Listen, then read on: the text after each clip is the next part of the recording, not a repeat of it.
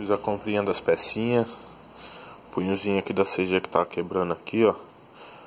Logo menos vou trocar. Junta do cabeçote, da tampa. Junta do cabeçote. Colinha de junta. Coxim. Esse aqui é os coxinhos do... coxinho da coroa. Vou trocar a bombinha aqui, ó. A torneirinha. Torneirinha do combustível. Vou trocar essa torneirinha aqui da Scud. Guidão, tortou.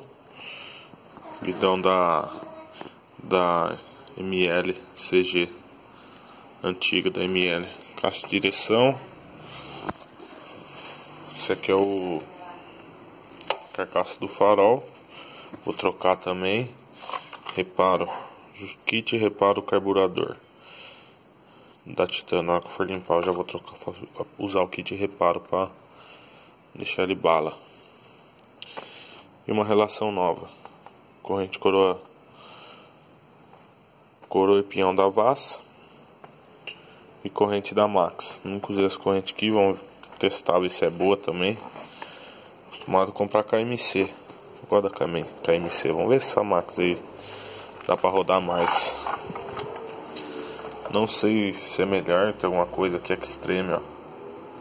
Vamos ver se aguentar um pouco mais de 15 mil tá bom. É isso, logo menos fazer os vídeos aí, fazendo a troca dessas coisas aí. É nóis.